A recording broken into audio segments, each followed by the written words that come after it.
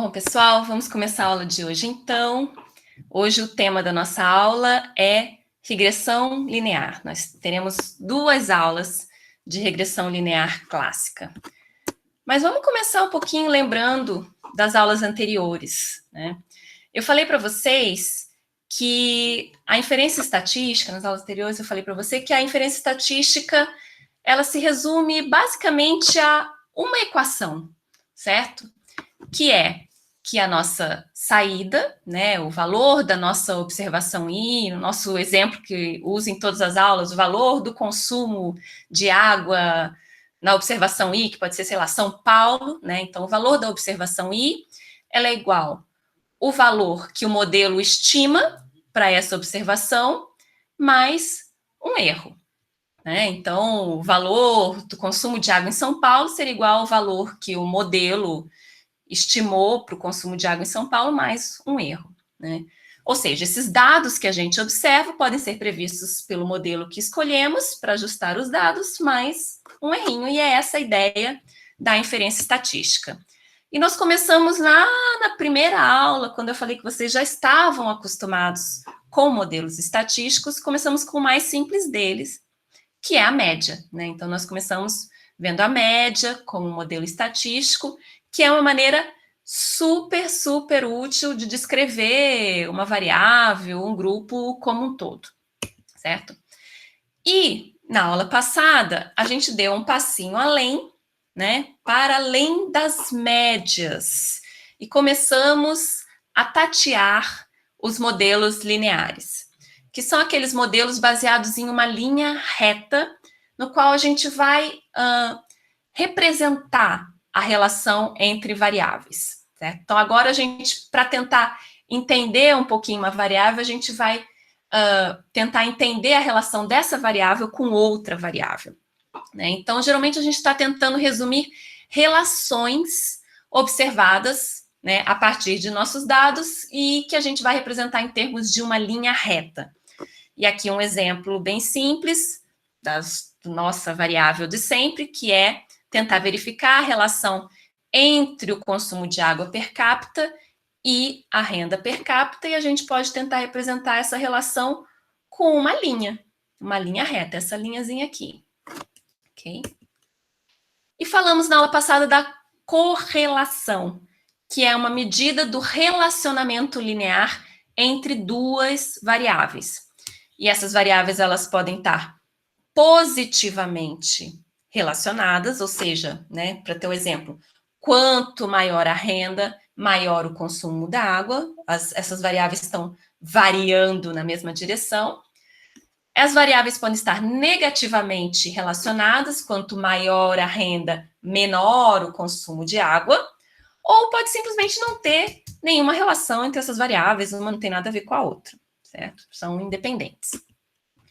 E eu também apresentei o coeficiente de correlação de Pearson, que nada mais é do que uma covariância padronizada, né? Então, esse coeficiente, que a gente representa com um Rzinho, como ele é padronizado, os valores deles vão se situar entre -1 e +1, né? Se a gente tem um coeficiente de correlação de Pearson de +1, coisa que a gente nunca tem, a não ser que a gente esteja correlacionando a variável com ela mesma, né? Mas em teoria a gente poderia ter.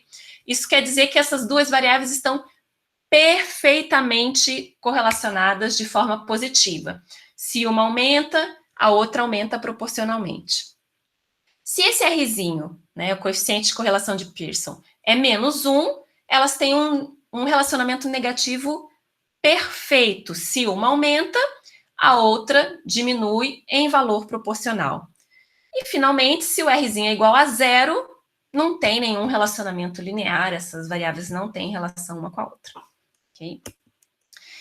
Também falei sobre o teste de significância do R de Pearson, porque uma vez que a gente calcula essa correlação na nossa amostra, a gente quer saber se essa correlação que a gente viu na amostra, se ela existe na verdadeira população, ou se ela é aqui um mero fruto do acaso, algo que só apareceu porque é uma amostra. Então, para isso, a gente faz um teste de hipótese, no qual a gente computa uma estatística teste, e eu falei sobre as estatísticas testes de forma geral, elas querem dizer o que o nosso modelo explica sobre o que o nosso modelo não explica.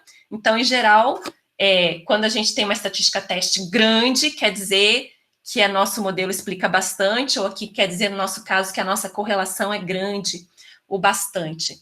E a gente vai comparar essa estatística teste, aqui no caso a razão T, com um T crítico, né? E se esse meu T calculado, essa minha estatística teste calculada, ela for maior do que o meu T crítico, eu posso rejeitar a minha hipótese nula de que a correlação é igual a zero, né? Lembra que a hipótese nula é sempre a hipótese corta barato, né? Que não há efeito entre as variáveis, portanto, no caso da correlação, a nossa hipótese nula é de que a correlação é igual a zero, que as variáveis não têm nada a ver uma com a outra, né? Se meu T calculado é maior do que o meu T crítico, eu posso rejeitar a hipótese nula. Ok. E esse conteúdo da aula passada, né, que foi de correlação, a correlação indica a força e a direção do relacionamento linear entre duas variáveis aleatórias, certo? Então, é uma medida bastante importante, mas na aula de hoje a gente vai avançar um passo. Claro, é essa a ideia, né? Cada aula a gente dá um passinho a mais, né? A gente vai querer formalizar, né, esse relacionamento linear entre as variáveis. A gente vai querer obter uma equação matemática que descreva a relação entre duas ou até entre mais variáveis. E é essa a essência da análise de regressão. O que é a análise de regressão? Então, a análise de regressão, ela é uma ferramenta estatística, né, isso que a gente está tratando nesse curso, que vai permitir que a gente explore, e mais do que isso, que a gente faça uma inferência, que a gente formalize a relação de uma variável dependente, né, uma variável dependente y, com uma ou mais variáveis independente x. Essas variáveis y e x, eu vou falar no curso aqui, vou chamar o y de variável dependente e o x de variável independente. Mas é bom que eu fale, que eu diga para vocês que nos livros de estatística vocês vão ver outras nomenclaturas também, né? O y pode ser chamado de variável resposta ou de variável saída, o x pode ser chamado de variável indicadora, ou previsora, ou explicativa, é tudo a mesma coisa, né? Então, o y aqui, nossa variável dependente, o x, nossa variável independente, vocês podem encontrar outros nomes, né, para esse x e para esse y aí nos livros de estatística. Exemplos. E agora, quem puder, até gostaria de ouvir de vocês, lembrar um pouquinho dos exemplos que vocês têm dos trabalhos de vocês. Assim, a gente pode tentar entender alguma taxa de criminalidade com relação a uma variável de renda e variável de investimentos em segurança. Ou a questão da longevidade em relação à escolaridade e renda. Ou o exemplo desse curso de consumo de água em relação à renda per capita. E vocês têm outros exemplos nos trabalhos de vocês. Me ajudem a lembrar. Vocês têm produção de resíduos sólidos e sua relação com renda e outros indicadores socioeconômicos. Eu lembro que esse é um grupo. Vocês têm indicadores de educação, não tem o grupo de da educação, indicadores da educação, com outros indicadores socioeconômicos do município. O que mais tem de exemplo nessa disciplina? Tem taxas de Covid, né, de casos e óbitos de Covid, em relação à questão dos assentamentos precários, outros indicadores socioeconômicos, dimensões do déficit habitacional, indicadores de déficit habitacional com relação a outras variáveis sociais, sociodemográficas. Estou esquecendo de alguém? De algum grupo? Educação, Covid. Mobilidade urbana. Mobilidade urbana. Vocês estão tratando tempo de viagem e tipo de modal, né? E o modal em relação à questão da renda. e acho que é isso, talvez outras variáveis socioeconômicas. Então, tem bastante exemplo. É isso, né, André?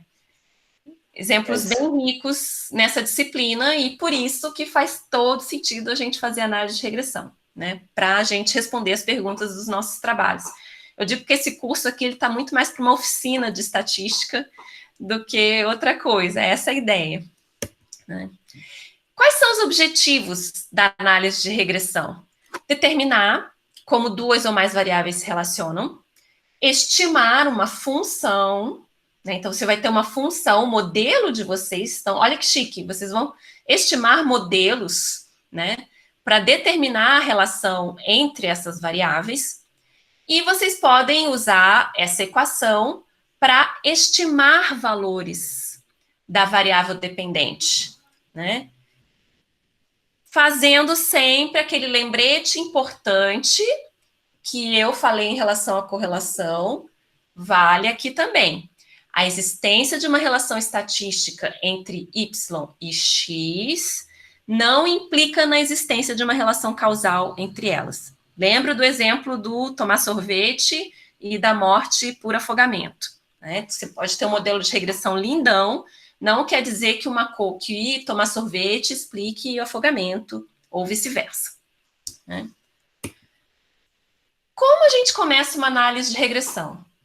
Namorando os dados, sempre, né? Primeira parte da análise, de qualquer análise de regressão, é você olhar sua variável, mapear a variável e fazer o diagrama de dispersão, que eu já falei na aula passada. Então, se a gente tem os dados da análise de regressão, são aqueles dados que igual os do trabalho de vocês, que vocês já estão organizando, né? Cada linha é uma unidade espacial de análise, um município, um distrito, um bairro, e vocês vão ter as variáveis nas colunas, né? Taxa de Covid e outras variáveis, as variáveis explicativas, né? Ou independentes. E vocês vão construir o diagrama de dispersão, certo?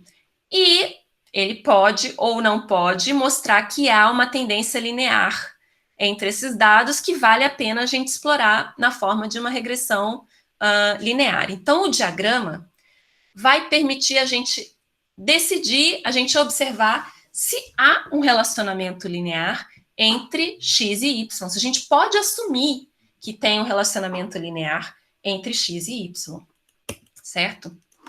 Então, se a gente tem um diagrama de dispersão aqui, a relação entre peso e altura, entre preço e colheita, né? Esses exemplos aqui sugerem, sem dúvida, uma relação linear. Não pense que os dados de vocês vão estar bonitos assim, muito provavelmente não, né? Os dados da vida real, eles não são lindos assim, mas não desista, não quer dizer que ele não vale a pena fazer modelo.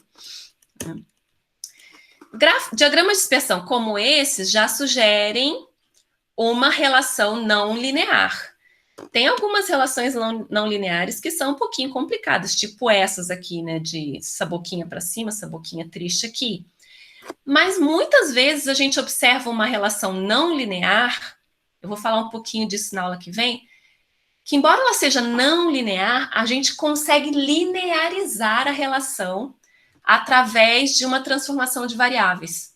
Então, você, às vezes, elevando o x ao quadrado, ou tirando log, ou fazendo o inverso, você consegue linearizar essa relação e aí tratar ela como uma análise de regressão linear, certo?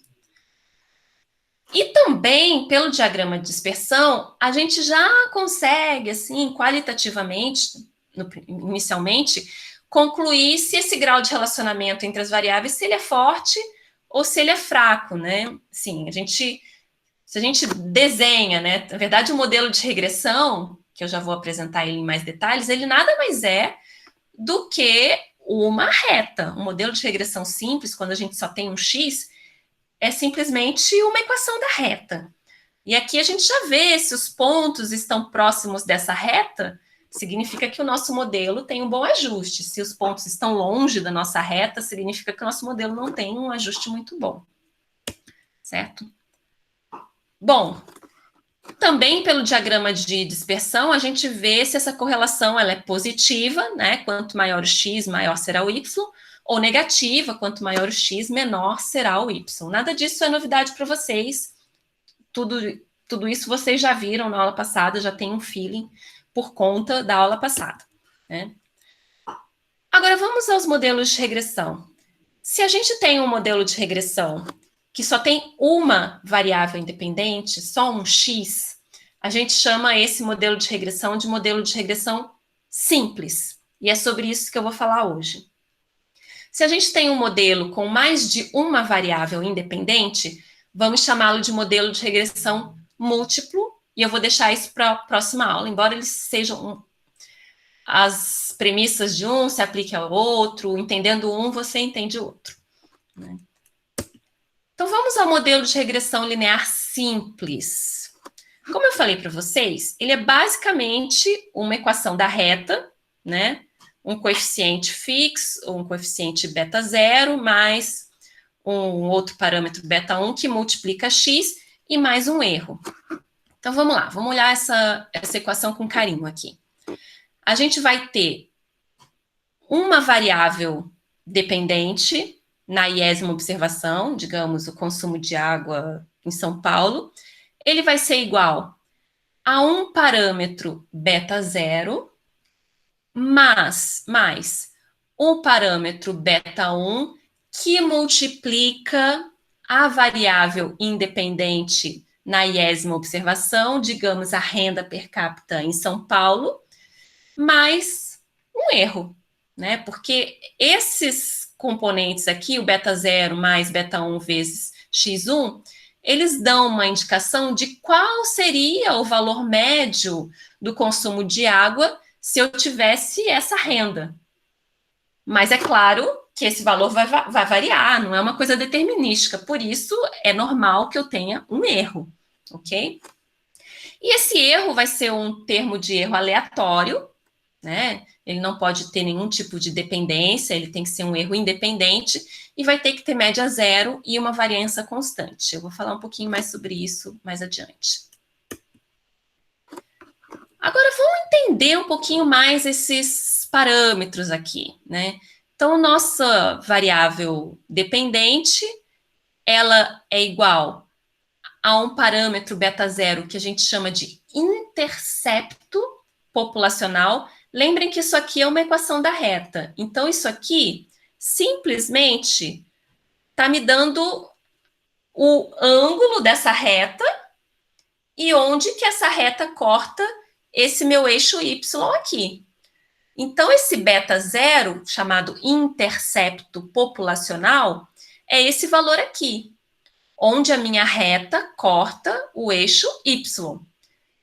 E esse beta 1 aqui é a minha inclinação populacional. Ele é a minha inclinação, é o coeficiente angular, é a minha inclinação dessa minha reta aqui, certo? Se eu tenho um beta maior, a minha reta é mais inclinada. Se eu tenho um beta 1 menor, minha reta é menos inclinada. Se eu tenho um beta 1 igual a 0, a minha reta é deitadinha aqui. Ela é totalmente horizontal. O que isso quer dizer? Que esse meu x aqui não serve para nada. Eu posso simplesmente usar a média do meu y, que esse é o modelo.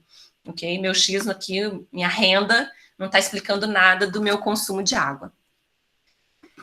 Aqui eu estou trazendo a fórmula, né, e os parâmetros, o modelo de regressão populacional. Mas é claro que a gente não tem os dados de toda a população, então a gente tem um modelo estimado a partir da minha amostra. Então as pessoas costumam, inclusive, usar outras letrinhas, né? Então esse meu YI aqui é meu Y chapéu, que é o valor do consumo de água estimado pelo meu modelo, que, por sua vez, vai ter um parâmetro beta 0 estimado, não é o verdadeiro beta 0 da população, é um que eu estimo a partir da amostra, e que a gente pode representar ou com beta 0 chapeuzinho, ou com esse Bzinho 0, mais o meu beta 1 estimado, né? Ele é uma estimativa, porque eu vou estimar ele a partir dos dados da amostra, né? Eu não conheço os dados da população, vezes o xi da minha amostra. E o meu resíduo vai ser o verdadeiro valor do y menos esse valor do y estimado a partir do meu modelo, do modelo que eu estimei, né? Esse é o resíduo. Então, eu tenho aqui o meu valor YI, que é o verdadeiro consumo de água, quando eu tenho um X igual uma renda média, sei lá, de R$ 2.000, eu vou ter esse consumo de água estimado. Mas o meu modelo estimou que meu coeficiente, meu consumo de água estaria aqui, ó, onde a reta passa.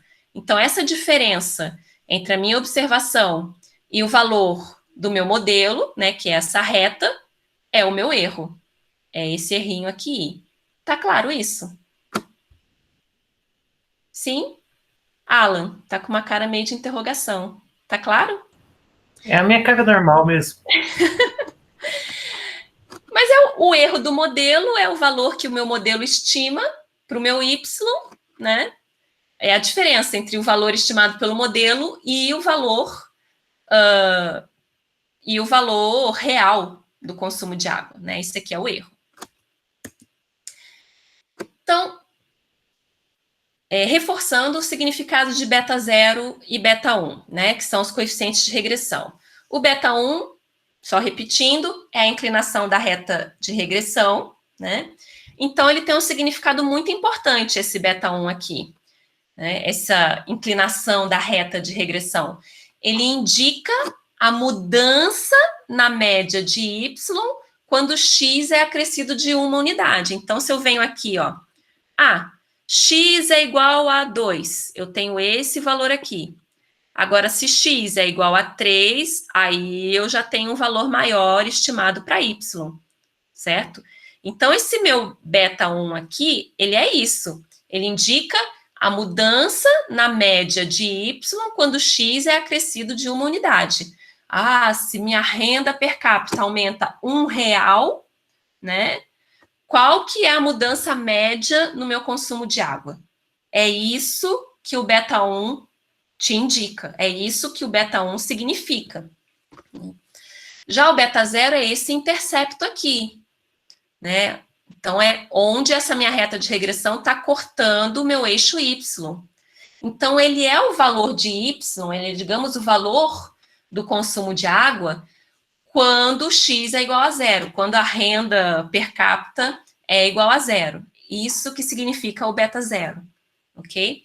É claro que o beta 0 ele só tem significado se o valor x igual a zero é um valor que faz sentido. Né? Quando é um valor, não tem como a renda ser igual a zero, então ele é um valor meio que teórico, não é um valor que tem um significado prático. Ok?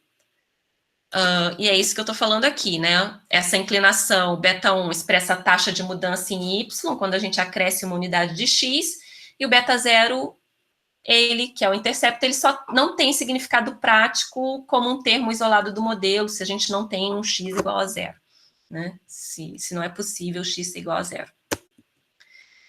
Ok.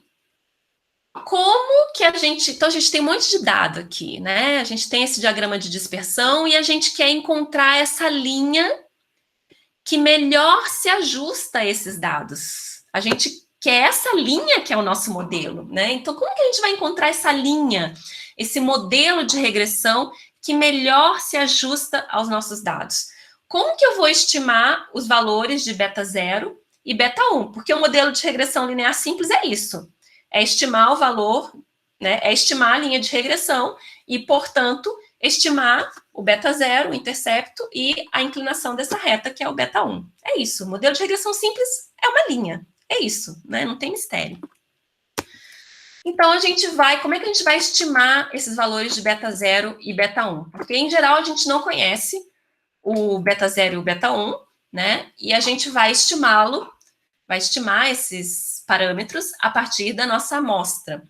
E o método mais utilizado para estimar esses parâmetros é o método dos mínimos quadrados. Então, eu vou tentar minimizar esses desvios, eu vou tentar encontrar a reta aqui que tem a menor soma dos desvios ao quadrado, certo? É aquele papo lá da primeira aula, da média, dos desvios ao quadrado, ele está aqui de novo, né? Eu vou tentar encontrar uma reta que tenha a menor soma dos desvios, que é essa distância entre a observação e a reta, a menor soma dos desvios ao quadrado, né?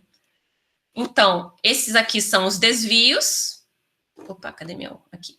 Isso aqui é o erro em I, que é o verdadeiro valor de I menos o valor que meu modelo estima para a observação I. Então, o verdadeiro valor do consumo de água menos o valor do consumo de água que meu modelo estima para essa observação I. Esse é o meu erro em I, né? Então, eu vou pegar a soma desses erros, né, ao quadrado, que são os valores observados menos os valores estimados pelo modelo. Então, eu vou chamar isso aqui de Q. Então, essa soma dos N desvios ao quadrado, vou chamar de Q, e eu vou querer que ela seja mínima, né? Para isso, as pessoas se faz um procedimento matemático, né? Vai se derivar esse Q em relação ao beta 0 e ao beta 1, então vai fazer a derivada parcial, e quando a gente iguala derivadas parciais a zero, né, a derivada ela estima os valores mínimos e máximos. Quando a gente vai igualar essas derivadas a zero, a gente consegue, enfim, né, ter os valores estimados, faz as continhas, né, isso aqui igual a zero, isso aqui igual a zero, para eu conseguir estimar o valor de beta 0, como eu obtenho o beta 0, e como eu obtenho o beta 1. E esses estimadores, vejam que aqui está representado o beta 0 com um chapeuzinho, portanto é um estimador, não é o verdadeiro parâmetro populacional, é um parâmetro estimado a partir da amostra. Esses estimadores beta 0 e beta 1, eles têm uma distribuição normal, mas como a gente tem uma amostra, né, então a gente vai construir intervalos de confiança deles com uma distribuição T com N menos 2 graus de liberdade, certo? Então, a gente vai ter aquela distribuição para cada um desses estimadores também. Vamos comparar um pouquinho correlação com regressão. Qual é a diferença? Porque parece tudo tão parecido, né? Eu falei tanta coisa igual hoje em relação à aula passada. A correlação linear, ela não determina a causalidade, como eu fui bem enfática na aula passada. Mas é claro que pode dar algumas pistas de causalidade. Se a gente tem uma boa teoria, né, e a gente quer testar essa teoria, ela é uma boa ferramenta para testar teorias, né? Então, pode dar umas pistas de causalidade, embora não determine causalidade. A correlação linear, a regressão linear é a mesma coisa. A correlação linear, ela vai identificar se duas variáveis se relacionam de forma linear. Já a regressão linear, ela vai determinar, ela vai escrever uma função, né, de como é essa relação linear entre duas variáveis. A correlação linear vai determinar o quão mais próximo de uma reta é a relação entre as variáveis. Se for 0, não tem relação linear. Se for 1, é uma relação linear perfeita. E a questão da correlação linear é que ela não vai indicar o quanto uma variável pode estar relacionada à outra. Ela não vai formalizar. E ela pode ser testada estatisticamente, como a gente fez o teste de hipótese. A regressão linear, ela vai operacionalizar, ela vai determinar essa relação linear entre as variáveis. Agora a gente vai ter uma equação, né? Por isso ela vai trazer elementos que permitem a gente fazer estimativas, né? Digamos, predições, entre aspas, do nosso Y. Vai identificar o quanto uma variável está relacionada à outra. A gente vai precisar fazer análise dos resíduos do modelo bem detalhada, isso é tema da próxima aula, para a gente ver se o nosso modelo está bacana, se ele está adequado, e a gente vai poder também testar a regressão linear estatisticamente. Então, tem muitas questões em comum entre a correlação linear e a regressão linear, mas também muitas diferenças. Bom, já falei em como que eu vou ver se a minha linha, né, de regressão, se ela está se aderindo bem aos dados, né, como que a gente vai determinar, né, encontrar a melhor linha de regressão para os nossos dados, mas eu preciso avaliar, mesmo eu tendo feito o máximo para encontrar uma boa linha, né, um bom modelo, se essa linha tem uma boa aderência aos meus dados. Eu fiz um esforço para ter a melhor linha possível, mas ainda preciso saber se esse meu modelo, ele é bom, né, se ele tem uma boa aderência aos dados ou não. Eu preciso avaliar a qualidade de ajuste do meu modelo. E para isso eu preciso fazer uma análise da variância da regressão.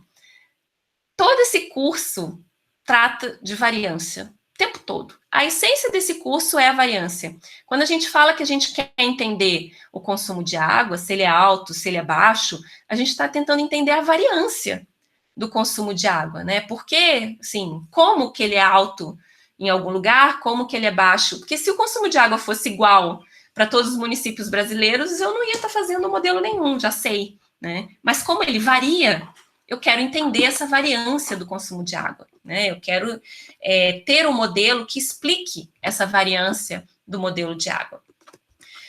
E aqui tem uma formuleta bem importante, que é a base da análise de variância da regressão, né? O desvio total da variável y, o que eu quero dizer com desvio total? É quanto que meu y, meu valor do consumo de água, desvia em relação à média do consumo de água, né? Então, o desvio total do meu y né? Então, quanto que meu y e o meu consumo de água em São Paulo desvia em relação ao consumo de água em todos os municípios brasileiros, esse desvio total, ele é igual a um desvio que o meu modelo explica, digamos que essa aqui seja a reta de regressão do meu modelo. Então, esse meu valor do consumo de água, ou seja, o desvio desse meu valor em relação à média, que é essa reta horizontal aqui, né? Ele é igual a um desvio que é explicado pelo meu modelo, porque aqui meu modelo diz que com esse valor de x, meu valor de y estaria aqui, mais um desvio que meu modelo não explica. Então, meu verdadeiro valor de yi, que é essa bolinha aqui, né? Ou seja, o desvio total de y em relação à média, que é essa linha horizontal, é igual a um desvio que é capturado, que é representado pelo meu modelo, por essa minha reta, tá aqui, né? Que seria o valor estimado do consumo de água pelo modelo, mais um desvio que meu modelo não é capaz de explicar. É um desvio aqui que é um resíduo, é um erro do meu modelo. Tá claro isso? Ótimo, né? Então tá aqui, ó, para cada observação, eu vou ter um desvio total, que é quanto que essa observação desvia da média, e para cada uma dessas observações, eu vou ter um desvio que o meu modelo explica, que é essa diferença entre o valor médio e o valor estimado do meu modelo, pela reta, e um desvio que o meu modelo não explica, que são os erros do modelo, né? Que é a diferença entre a observação até a reta, que é o meu modelo. E esse desvio total é igual ao desvio explicado pelo modelo, mais o desvio não explicado pelo modelo. É claro que se a gente quer que o nosso modelo seja bom, a gente quer que desse desvio total, um monte seja explicado pelo modelo e que esse desvio não explicado pelo meu modelo, que é o desvio do resíduo, seja bem pequenininho, né? A gente quer que desse desvio total, eu quero que meu modelo explique quase tudo, certo? Bom, então eu tenho essa equação aqui bem básica. O desvio total é igual ao desvio explicado pelo modelo, mais o desvio não explicado pelo modelo. E na análise de variância, obviamente, a gente vai somar esses desvios, porque aqui eu estou falando de uma observação I só, eu vou somar os desvios de todas as observações, e para não dar aquilo, uma é positiva, uma é negativa, taranã, eu vou elevar esses desvios ao quadrado. Portanto, eu tenho uma equação aqui que a soma, né, dos desvios quadrado, né, a soma dos quadrados total é igual à soma dos desvios quadrados, né, a soma dos quadrados do modelo, mais a soma dos quadrados residual, a soma dos quadrados do resíduo.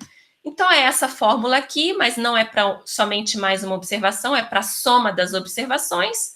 E para não zerar esses componentes, eu elevei ao quadrado, Então, agora eu tenho uma nova equação, que a soma dos quadrados total é igual à soma dos quadrados do modelo mais a soma dos quadrados do resíduo. Tudo bem? Né? Que o desvio total é igual ao desvio explicado pelo modelo mais o desvio não explicado. É a mesma coisa aqui, gente. Né?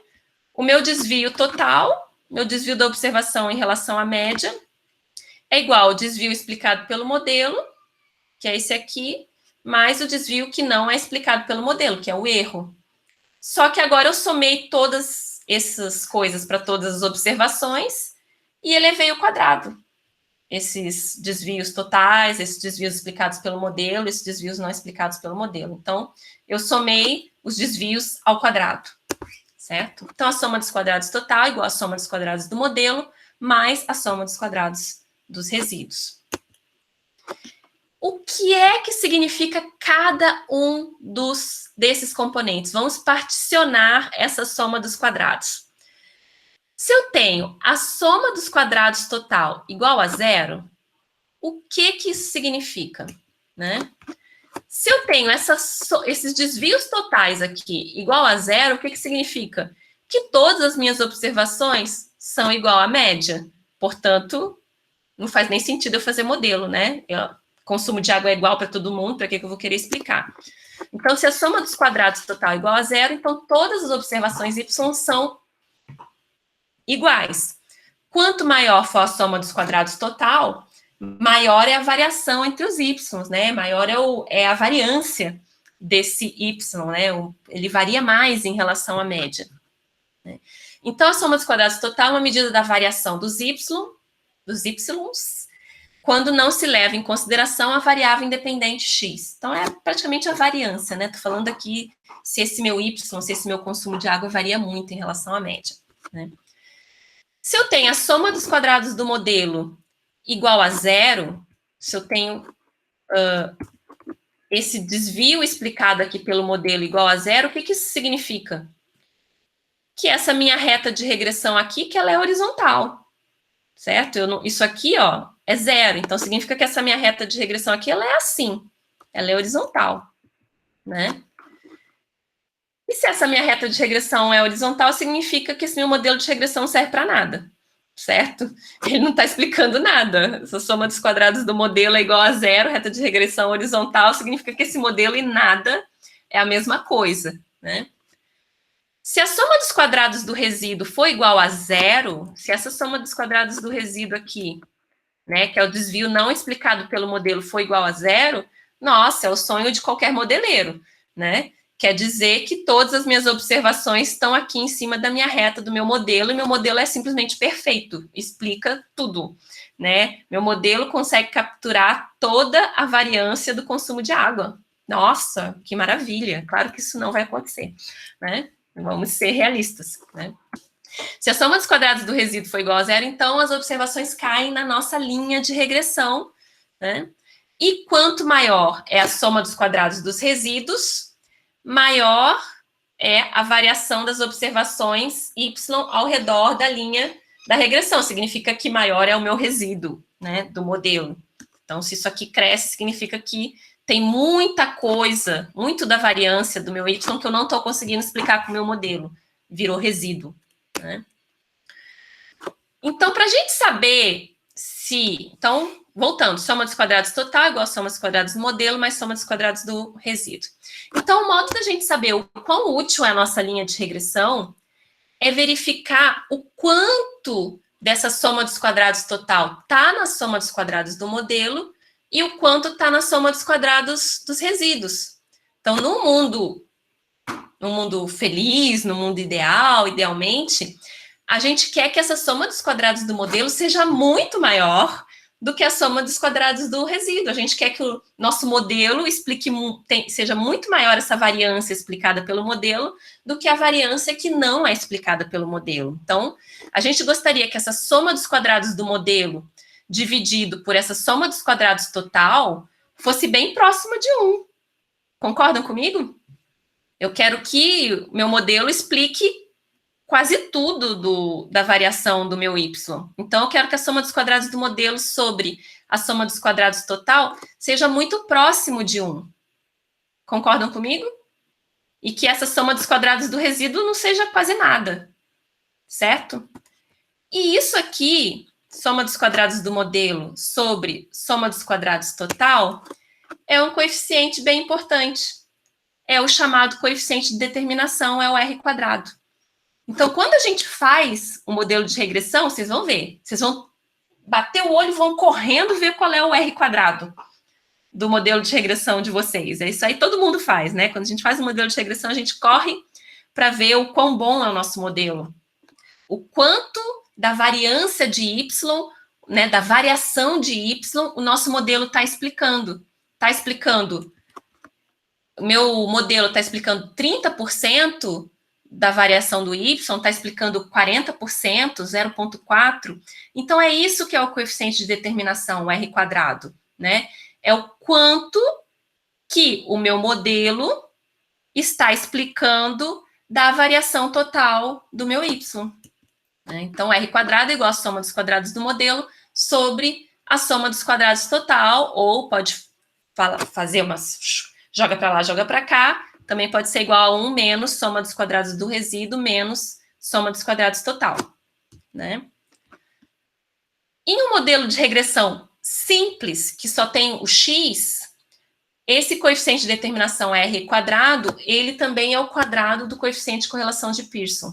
Então, é uma outra forma de calcular o coeficiente de determinação, certo? Mas no modelo de regressão múltiplo, aí não tem como escapar.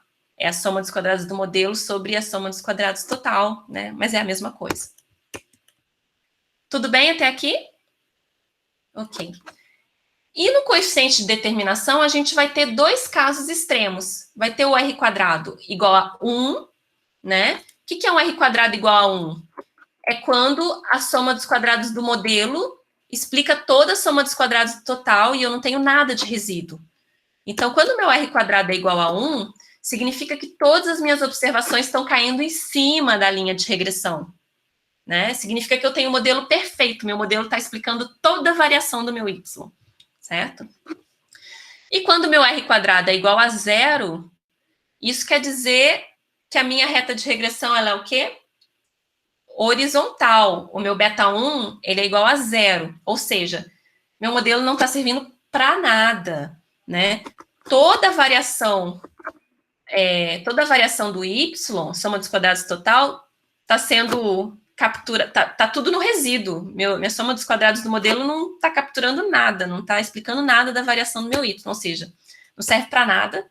Esse meu modelo pode jogar ele fora, né? Não existe modelo, não tem nenhuma relação linear entre x e y. Ok? Outra maneira, então, o R quadrado é uma maneira da gente avaliar o nosso modelo, se ele está explicando bastante da variação do meu Y. Outra maneira da gente avaliar o modelo é por meio do teste F. Então, vai ser um teste de hipótese, né? Então, o teste F, ele tem por base uma razão F, uma estatística F, né? Que é, assim como como as estatísticas testes, eu já falei, é o que o modelo explica sobre o que o modelo não explica, né? Então, a razão F, ela é uma medida do quanto o modelo melhorou, né? Quanto o modelo conseguiu capturar da variação de Y, comparado com o quanto que o modelo não conseguiu capturar da variação de Y, certo? Só que ele não é simplesmente a soma dos quadrados, sim, do jeito que eu falei, eu poderia dizer que ele é a soma dos quadrados do modelo dividido pela soma dos quadrados do resíduo. Ele não é tão simples assim, né? Porque se eu for começar a colocar um monte de parâmetro X, muito provável que eu vá sempre dando um aumento, aumentando essa capacidade do modelo de capturar um pouquinho da variação do Y. Então, eu vou fazer uma outra estatística, que é o quadrado médio. Eu pego a soma dos quadrados, aqui eu tenho a soma dos quadrados do modelo, eu tenho a soma dos quadrados do resíduo, né, que é igual à soma dos quadrados total, e eu vou dividir essa soma de cada uma delas pelos graus de liberdade, que vai ser o tanto de parâmetro que eu preciso estimar, por exemplo, um beta 1, um beta 2, um beta 3, quando eu coloco um x1, x2, x3, e depende também do meu número de observações em relação aos meus parâmetros. Então, eu vou pegar o quadrado médio do modelo, que é igual à soma do quadrado do modelo dividido pelo grau de liberdade, que nesse caso é número de parâmetros menos 1, e vou pegar aqui e vou calcular aqui também o quadrado médio do resíduo, que é igual à soma dos quadrados do resíduo, dividido pelos graus de liberdade, que aqui no caso é o número de observações que eu tenho, menos o número de parâmetros que eu preciso estimar. Então, essa estatística F é o quadrado médio do modelo, ou seja, o que o meu modelo explica, sobre o quadrado médio dos resíduos, ou seja, o que o meu modelo não explica. Essa é a essência dessa razão F, ok? Então, lembrando que é uma estatística teste, o que o modelo, a variância explicada pelo modelo sobre a variância não explicada pelo modelo, né? E um bom modelo tem que ter, portanto, uma razão F grande, né? O que o modelo explica tem que ser maior do que o modelo não explica. E aí eu vou fazer um teste F, vai ser um teste de hipótese, né? Então, esse é um teste formal, né? O teste F é um teste de inferência formal, que vai me falar sobre a adequação global do modelo. O que ele vai dizer? A hipótese nula desse teste F é que o meu modelo não serve para absolutamente nada, certo? Que o beta 1 é igual a zero, e se eu tiver mais que um x, no caso de um modelo de regressão múltiplo, que o meu beta 1 é igual ao meu beta 2 estimado, que é igual ao meu beta n, que é igual a zero, ou seja, todos os meus coeficientes que acompanham as variáveis x são iguais a zero, ou seja, essas variáveis não estão me ajudando a explicar nada do meu y. Né? Então, seria essa a hipótese nula, que, como eu falei, é a hipótese sempre a hipótese corta barato. Né? Não tem nenhum efeito entre essas variáveis. Né? E a hipótese alternativa é que pelo menos um dos meus betas seja diferente de zero. Então, eu vou calcular a minha estatística F, e se ela for maior, lembrando que a gente quer que a estatística F seja grande, né? Significa que meu modelo está explicando mais do que o resíduo. E se essa minha estatística F for maior do que um valor F crítico, certo?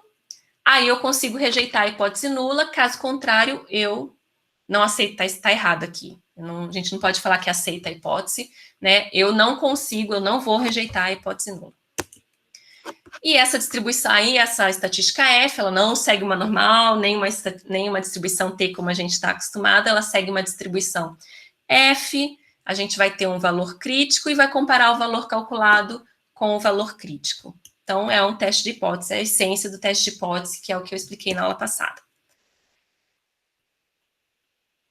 Vai na tabelinha, né? Então, o valor crítico, você vai ter que ter o nível de significância que você quer, por exemplo, 0,05, e um primeiro valor aqui, que é o número de parâmetros menos 1, e um outro valorzinho que você vai ter, que é o número de observações menos o número de parâmetros que eu preciso estimar.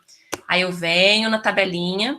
É claro que softwares de estatístico já dão isso pronto, né? Eu venho na tabelinha, eu vejo aqui, aqui eu quero um nível de significância de 0,05, e esse meu primeiro parâmetro aqui vai ser 1, né? O número de parâmetros menos 1, eu tenho dois parâmetros menos 1 dá 1, e eu tenho aqui 30 observações menos 2 parâmetros, então eu tenho 28, aí eu venho na tabelinha, 28 aqui, esse meu primeiro V1 aqui, né, vai ser 1, e o meu valor crítico aqui, nesse caso, é 4,2. Então, o valor que vai estar aqui. Então, se a minha razão T cair nessa zona crítica aqui, maior do que o meu valor crítico, eu consigo rejeitar a minha hipótese nula de que não tem nenhuma relação, de que todos os meus betas são iguais a zero. Meu beta 1, meu beta 2, meu beta 3 é igual a zero. Tudo bem? Aqui é um teste de hipótese só para testar se os meus betas, a hipótese nula de que o meu beta 1, ou se eu tiver um beta 2, beta 3, que eles são iguais e são iguais a zero. É claro que a gente vai, em geral, nos softwares estatísticos, eles te dão o p-valor, né? Então, vai pegar a tua... Ai, não está aparecendo aqui. Vai pegar a tua razão F e vai colocá-la aqui nesse gráfico e vai ver qual é esse valorzinho aqui, né, da razão que você obteve, né, qual é essa área embaixo da distribuição F. Se ela for maior do que 0,05, aí eu falho, eu não rejeito a hipótese nula. Agora, se meu p-valor for menor do que 0,05, aí eu rejeito a hipótese nula com nível de significância, né, de pelo menos 5%. Bom, esse teste F aqui, a hipótese nula dele é de que o beta 1 é igual ao beta 2, que é igual ao beta n, que é igual a 0. Então, ele vai testar todos os coeficientes ao mesmo tempo, certo? Se você conseguiu fazer um modelo que nenhum coeficiente serve para alguma coisa, nossa, o modelo está bem ruinzinho, você já deve ter desconfiado que o modelo estava bem ruinzinho. Agora, tem um outro teste, ele é bem interessante, que ele vai testar esses betas aqui separadamente, porque muitas vezes a gente tem mais de um X, né? Então, a gente quer ver, então a gente vai testar os betas separadamente. Então, eu vou ver se a inclinação do meu beta 1, que acompanha a minha variável x1, por exemplo, a renda, se ele é zero. Se é zero, o que significa? Que o meu x1 não está ajudando a explicar nada do meu y. Então, eu tenho duas formas de ver se a inclinação do meu beta 0, perdão, meu beta 1 estimado é zero. Uma, eu posso construir um intervalo de confiança desse meu estimador, né, desse meu beta 1 estimado, e aí se esse meu intervalo de confiança abranger o valor zero, então eu vou ter que, digamos, claro que não é um teste de hipótese, mas então quer dizer que esse meu beta é possível, né, que esse meu beta populacional seja igual a zero, ok? Então, tem uma maneira seria construir um intervalo de confiança. Outra maneira é fazer um teste de hipótese para esse meu beta 1 estimado, no qual tem essa minha hipótese nula de que o meu beta 1 é igual a zero, né? E se eu não conseguir rejeitar essa hipótese nula, então eu não consigo dizer que essa relação que eu vi entre x e 1, ela pode ser um mero fruto do acaso. Então, esse meu modelo não está bom, ok? Se eu conseguir rejeitar a minha hipótese nula, significa que o modelo que inclui x é melhor do que o modelo que não inclui o x, né? Mesmo que não seja um modelo maravilhoso, mas é melhor ter x do que não ter x no meu modelo, ok?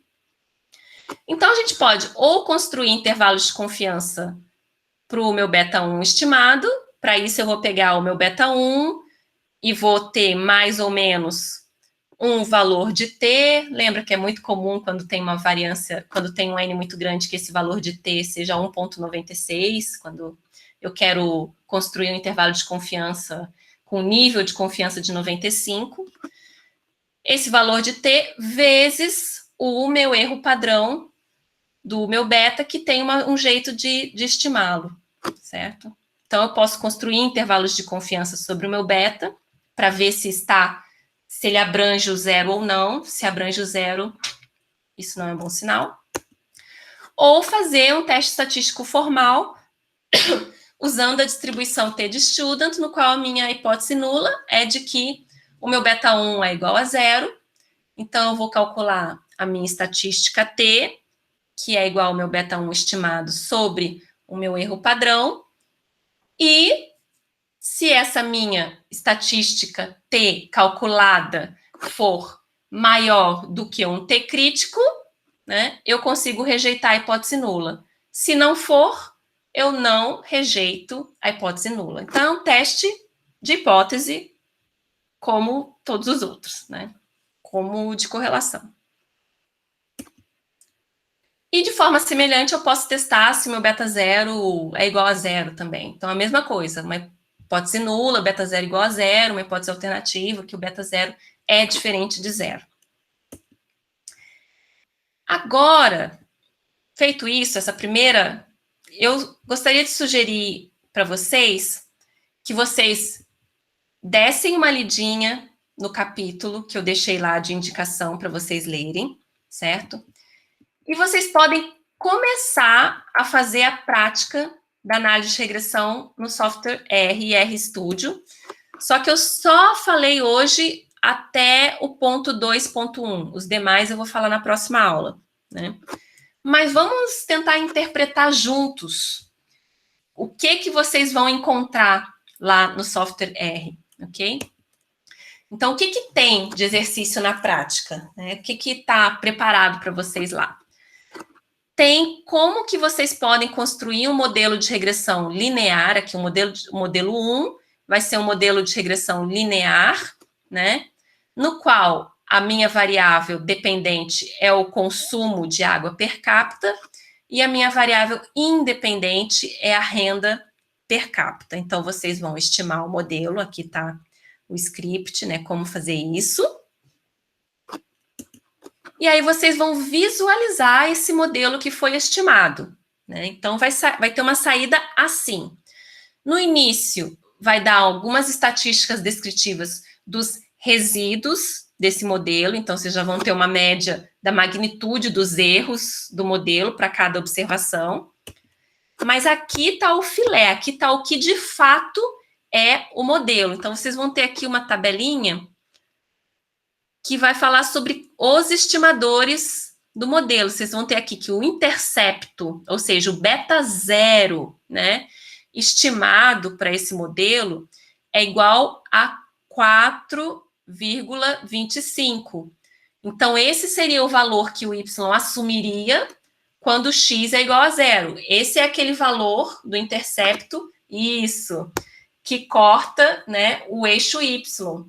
Ou seja, quando x é igual a zero. Então, é aquela origem da minha reta. Então, esse meu modelo tem uma reta que começa aqui numa origem que é 4,252. E aqui está o beta 1, que é a minha inclinação da reta de regressão, que aqui deu 0,041, né? E o que significa esse meu beta 1 estimado? É a mudança da variável dependente para cada alteração de uma unidade, exatamente, na minha variável independente x. Ou seja, se eu tenho um beta 1 de 0,041, é isso aqui que eu quero que vocês façam no trabalho de vocês, esse tipo de interpretação. Se o meu beta 1 é igual a 0,041, eu quero dizer que, em média, o aumento de R$1 na renda per capita ela está associada a um aumento de 0,041 metros cúbicos por ano de consumo de água per capita, ou seja, 41 litros por ano. Então, o aumento de R$1 na renda per capita está associado a um aumento de 41 litros de consumo, né, de 41 litros por ano por pessoa, ok? Agora, será que esses valores, beta 0 e beta 1, será que eles não são um mero fruto do acaso?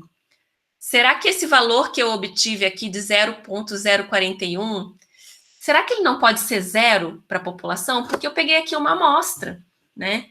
Então, eu vou testar se esses valores estimados de beta 0 e beta 1, se eles são diferentes de zero, se esse efeito existe ou se ele é um mero fruto do acaso, certo? Então, lembra que aquele erro do tipo 1, né, de que eu considerar que existe um efeito, quando, na verdade, ele é um mero fruto do acaso, que é um erro que a gente chama estatístico de erro do tipo 1, ele sempre pode existir. A gente sempre tem esse risco de dizer que existe um efeito, quando, na verdade, ele não existe. Mas esse risco tem que ser mínimo, e o critério do Fisher é que esse risco seja de menos de 5%. Por isso que o nível de significância de referência, né, é de 0,05. Ou seja, esse erro do tipo 1, né, o risco de eu incorrer num erro do tipo 1 não deve ser maior do que 5%.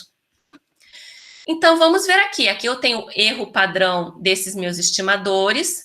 Com esse se eu pego o meu estimador e divido pelo seu erro padrão, eu tenho a minha estatística T, o meu T-valor, que é esse valor aqui, ó, para o intercepto, para o beta 0, a minha estatística T é 9,335, para o meu beta 1, para o estimador de beta 1, a minha estatística T é 49,97. Só de olhar para essa estatística T, eu já estou vendo que ela é bem grandinha. Lembra que os valores de referência, né, é 2, 1,96, etc. Depende do meu N, mas aqui eu tenho um N bem grande. Eu tenho um N de mais de 4.000, então só olhando aqui eu já vejo que essa minha estatística T ela é bem elevada, né, que já daria para rejeitar a hipótese nula. Se eu não tenho certeza, eu olho aqui para o meu P-valor. Aqui é a probabilidade de eu ter uma estatística, de eu ter um valor, um T-valor, uma estatística T, maior do que essa que eu obtive aqui. Qual é a probabilidade de eu ter um T maior do que esse que eu obtive aqui? E ela é bem pequenininha. A probabilidade de eu ter um T-valor maior do que esse aqui, ela é menor do que 2 vezes 10 na menos 16. Esse E menos 16 quer dizer 10 na menos 16. Então, ela é quase, assim, ela é 0,00000. Então, ela é esse meu P-valor, né, essa probabilidade de eu ter uma estatística T maior do que esse meu valor aqui, ela é muito pequenininha. Ela é bem menor do que 0,05. Portanto, eu consigo rejeitar a minha hipótese nula de que o meu beta 0 ou de que o meu beta 1 é igual a zero. Okay? Nos dois casos, eu consigo rejeitar a minha hipótese nula aqui de que o meu beta 0 é igual a zero e consigo rejeitar a hipótese nula aqui de que o meu beta 1 é igual a zero, certo? E com um nível de significância bem tranquilo. Eu consigo rejeitar isso com 0,05, consigo rejeitar com 0,01, consigo rejeitar com nível de significância de 0,001 e com nível de significância de 0,000001, se eu quiser, certo? É isso que esses asteriscos aqui significam, né? Que eu consigo rejeitar isso com nível de significância bem pequenininho, de 0,001, ok?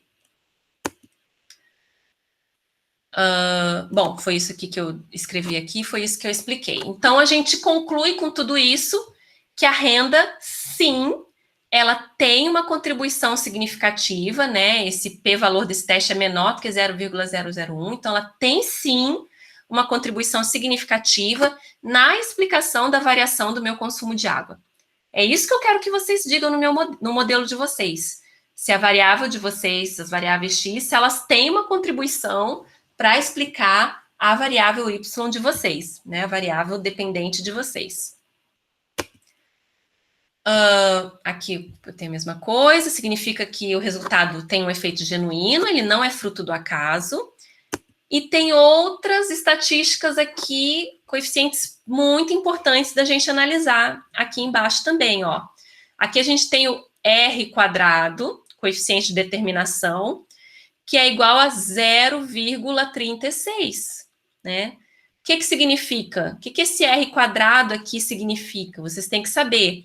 Ele está nos informando que esse nosso modelo bem simples, né, que só tem uma variável explicativa, só tem renda como variável explicativa, ele consegue explicar 36% da variação do consumo de água.